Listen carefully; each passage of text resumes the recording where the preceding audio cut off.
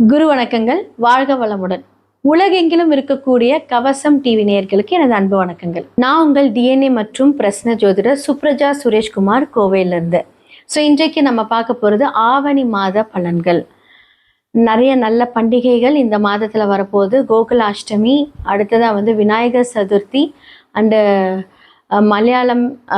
மலையாளிஸ் ரொம்ப சிறப்பாக கொண்டாடப்படுகிற ஓணம் பண்டிகை. இது எல்லாமே ரொம்ப ரொம்ப ஒரு சிறப்பான விஷயங்கள் இந்த மாதத்தில் நடக்க போகுது. அடுத்ததான் இந்த உலகத்தில் நடக்கக்கூடிய சில மாற்றங்களை பற்றி நம்ம பார்ப்போம். பொதுவாக என்ன மாதிரியான காம்பினேஷன் இருக்குது அப்படிங்கிறதையும் நம்ம பார்ப்போம். சூரியன், கேது, புதன் இவங்க எல்லாருமே காலபுருஷ தத்துவத்தின் 5ஆம் வீட்டில் சேர்க்கை பெறுகிறார்கள். இந்த காம்பினேஷன் ஆல்ரெடி கும்பத்தில் ராகு இருக்காங்க. கடக வீட்டில் குரு தனித்து நிற்கிறார். அப்புறம் மிதுன வீட்டில் செவ்வாய் தனித்து நிற்கிறாங்க. சுக்கிரன் கன்னி வீட்டில் தனித்து இருக்கிறார். அடுத்ததாக பார்த்தீங்கன்னா சனி பகவான் காலபுருஷனோட வீட்டில் 12ஆம் வீட்டில் ஆல்ரெடி இருக்கார். இத்தனை காம்பினேஷன்ஸ் போயிட்டு வந்துட்டுருக்கு. இதில் மெயினாக பார்த்தீங்க அப்படின்னா இந்த சூரியன் யாரோட இணைந்து இருக்கிறார் அப்படின்னா கேது பகவானோட இணைந்து இருந்து, புதன் பகவானோட இணைந்து இருந்து அழகாக சமசப்தம பார்வை ராகு எல்லாரும் பார்க்குறாங்க. இந்த காம்பினேஷன் ஒரு எச்சரிக்கை கொடுக்குது அப்படின்னு தான் சொல்ல முடியும். இந்த எச்சரிக்கை எப்படி அப்படின்னா, நிறைய பேர் நிறைய ட்ராவல் பிளான் பண்ணியிருப்பீங்க. இந்த மாதத்தை கொஞ்சம் தவிர்த்திருக்கிறது நல்லது. அடுத்ததாக இன்னுமே பார்த்தீங்க அப்படின்னா காற்று அப்படின்னு சம்மந்தப்பட்ட விஷயங்கள், நிறைய தீ விபத்துக்கள், அடுத்ததாக நிறைய வெடி பிளாஸ்ட், யாருமே யோசிக்க முடியாத ஒரு பிளாஸ்ட். இது இதே காம்பினேஷன் நம்ம இதுக்கு முன்னாடி நம்ம பார்த்துருக்கோம். நம்ம ஃப்ளைட் கிராஷெலாம் பார்த்துருக்கோம். இதே காம்பினேஷன் என்ன அப்படின்னா, அப்போ சூரியன் கேது மட்டும் இருந்து பார்த்துருக்கு. இப்போ புதன் இணைந்து பார்க்குறாங்க. ராகும் பார்க்குது. இந்த மாதிரியெல்லாம் இருக்கும்போது என்ன அப்படின்னா, மீடியா ஃபீல்டு இதில் நிறையா பாதிப்புகளை நம்ம பார்க்க போகிறோம். மீடியா ஃபீல்டில் இருக்கிறவங்களுக்கு பிரச்சனை.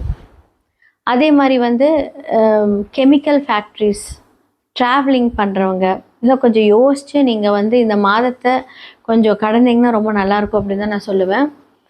இதெல்லாமே கொஞ்சம் ஜாக்கிரதையாக இருக்கக்கூடிய ஒரு காலங்கள்.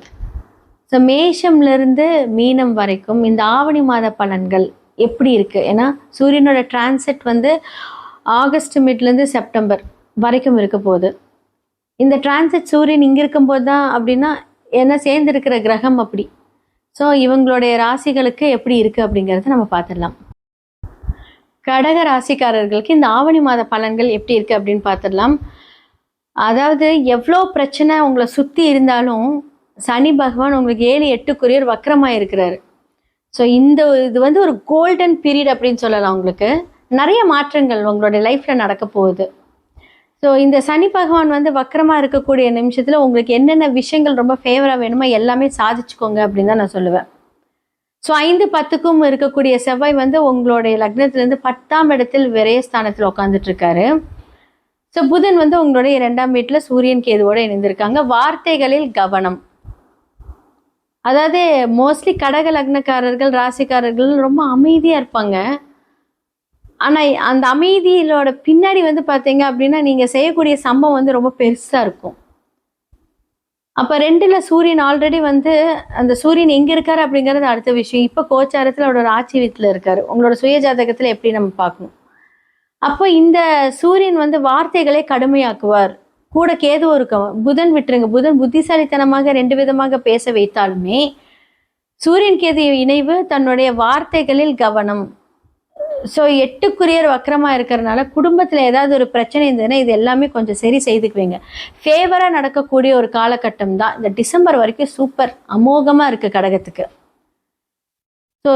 அதே மாதிரி பார்த்தீங்க அப்படின்னா சுக்கிரன் உங்களுடைய வீட்டிலேருந்து 4ஆம் வீட்டுக்கு வராரு. 3லேருந்து 4 சூப்பர்.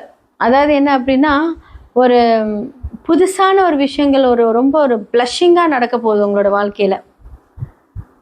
யோசிச்சு முடிவு பண்ணுவீங்க. ஆக்சுவலாக நீங்கள் சீரியஸாகவே ஜென்ரலாகவே யோசிச்சு முடிவு பண்ணுவீங்க. ஆனால் இந்த காலகட்டத்தில் எல்லாமே திடீர் மாற்றங்கள் நிறைய வரப்போகுது.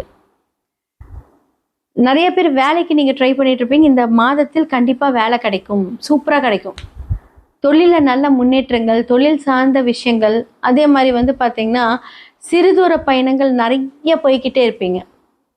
நிறைய பயணங்கள். பிஸ்னஸ்க்காக இருக்கட்டும், உங்களுக்கு குலதெய்வ வழிபாடுகளாக இருக்கட்டும். ஏன்னா செவ்வாய் வந்து 5, 10க்குரியவர் 12ஆம் இடத்துல இருக்காரு, மறைஞ்சிருக்காரு. அப்போ என்னாகும் அப்படின்னா யாருக்கெல்லாம் குலதெய்வம் வந்து போவே கூடாதுன்னு சொல்லியிருந்தாங்க, இந்த மாதத்தில் போனீங்கன்னா ரொம்ப ரொம்ப சிறப்பாக இருக்க போகுது, ரொம்ப நல்லா இருக்க போகுது. லக்னத்திலே வந்து பார்த்தீங்க அப்படின்னா குரு பகவான் இருக்காரு. ஸோ உங்கள் வீட்லேயே அப்போ என்னாகும் அப்படின்னா சில சில உபாதைகள், என்ன மாதிரியான உபாதைகள் அப்படின்னா நரம்பு சம்மந்தப்பட்டது, சளி, இருமல் இதெல்லாமே கொடுப்பார்.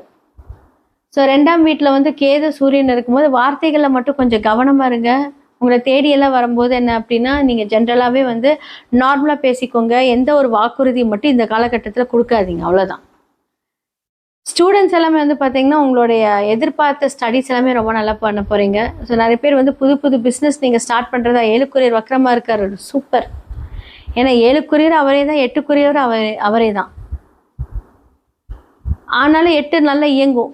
அப்போ பிஸ்னஸும் வரும், அதற்கான பிரச்சனைகளும் வரும். ஆனால் இந்த காலகட்டத்தில் பிஸ்னஸ் வருங்க, அதுக்கான ஒரு விரயங்கள் பண்ணுவீங்க. ஆனால் அந்த விரயம் வந்து உங்களுடைய ஒரு இன்வெஸ்ட்மெண்ட்டாக இருக்கும். அதன் மூலியமாக என்ன ஆகும் அப்படின்னா எந்த ஒரு காரியமாக இருந்தாலும் அதுக்கேற்ற மாதிரி நீங்கள் வந்து சரி செய்துக்கோங்க.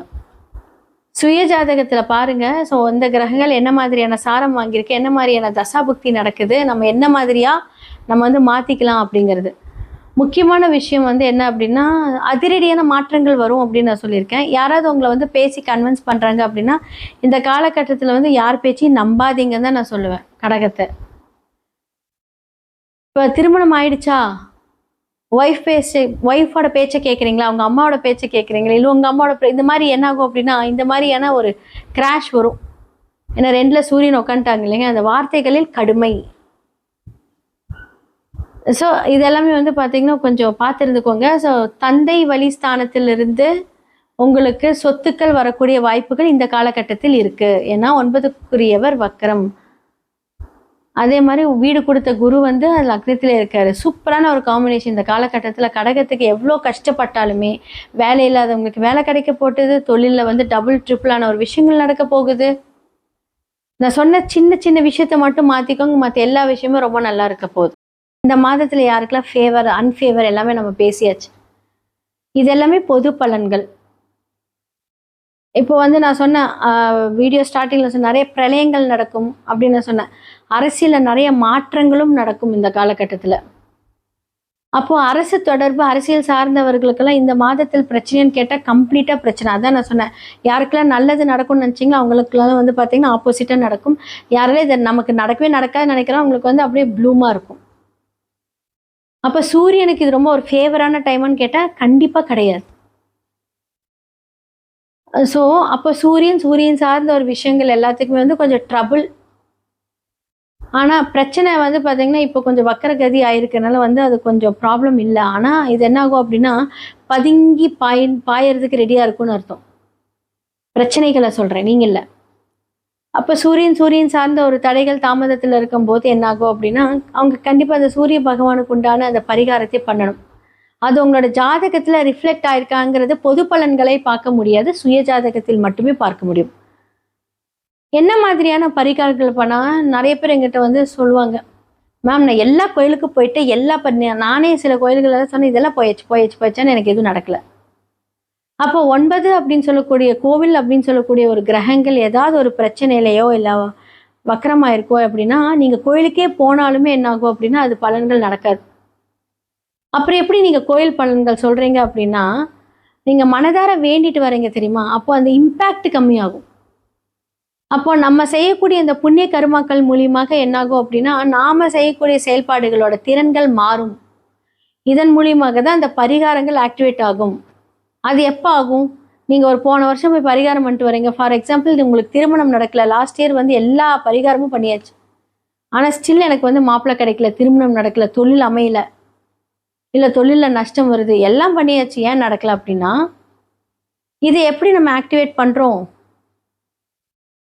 நீங்கள் செய்த அந்த ஒரு வேண்டுதல் கரெக்டாக அந்த ஒரு தசாபுக்தி மாறும்போது புண்ணிய கணக்காக வரும். அப்போ எதிர்பார்க்காத நேரங்களில் நமக்கு அதிர்ஷ்டம் வரும். ஸோ அதை பற்றி நீங்கள் ஃபுல்லாக வந்து உங்களோட சுய ஜாதகத்தை அனலைஸ் பண்ணணும். ஒரு விஷயத்தை நீங்கள் கிரகப்படி பார்க்குறீங்களா, டிஎன்ஏ படி பார்க்குறீங்களா, இல்லை உங்களோட ஓன் ஸ்டைலை நீங்கள் பார்க்குறீங்களா, இது என்ன பரிகாரமோ அதற்கான அந்த கர்மா விளைவுகள் எல்லாமே சூப்பராக இருக்கும். சுயஜாதகத்தை பாருங்கள். ஸோ ஸ்டோன்ஸ் மூலிமா ஆக்டிவேட் பண்ணலாம்.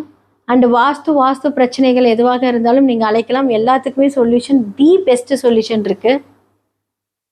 கண்டிப்பாக இதே மாதிரியான ஒரு விஷயங்கள் அடுத்தடுத்த இதில் உங்களை நான் வந்து சந்திக்கிறேன். வணக்கம்.